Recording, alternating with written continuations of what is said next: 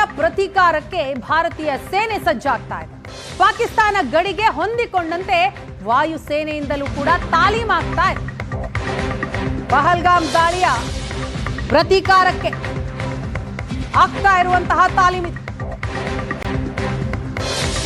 Rafale ಯುದ್ಧ ವಿಮಾನಗಳನ್ನ ಬಳಸಿ ವಾಯುಪಡೆ ಸಮರಕ್ಕೆ ಸಿದ್ಧತೆಯನ್ನ ಮಾಡಿಕೊಳ್ತಾ ಇದೆ.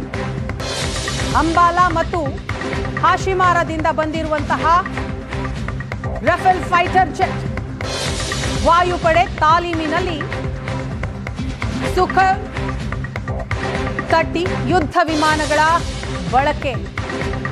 ಪಹಲ್ಗಾಮ್ ದಾಳಿಯ ಬೆನ್ನಲ್ಲೇ ವಾಯುಪಡೆಯಿಂದ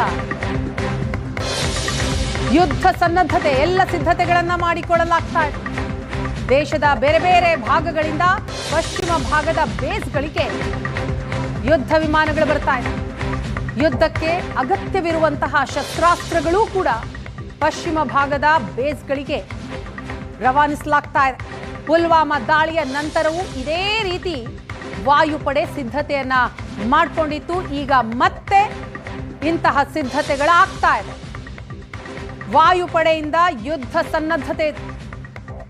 ಸುಖೋಯ್ 30 ಯುದ್ಧ ವಿಮಾನಗಳ ರಫೇಲ್ ಯುದ್ಧ ವಿಮಾನಗಳನ್ನ ಬಳಸಿ ವಾಯುಪಡೆ ಸಮರಕ್ಕೆ ಸಿದ್ಧತೆಯನ್ನ ಮಾಡಿಕೊಳ್ತಾ ಇದೆ.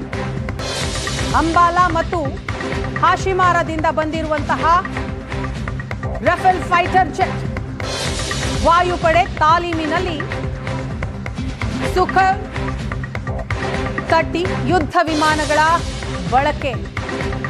ಪಹಲ್ಗಾಮ್ ದಾಳಿಯ ಬೆನ್ನಲ್ಲೇ ವಾಯುಪಡೆಯಿಂದ ಯುದ್ಧ ಸನ್ನದ್ಧತೆ ಎಲ್ಲ ಸಿದ್ಧತೆಗಳನ್ನ ಮಾಡಿಕೊಳ್ಳಲಾಗ್ತಾ ಇದೆ.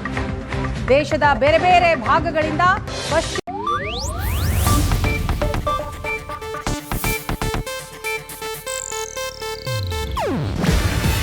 ಇದು ಏಷ್ಯಾನೆಟ್ ನ್ಯೂಸ್ ನೆಟ್ವರ್ಕ್ ಪ್ರಸ್ತುತಿ.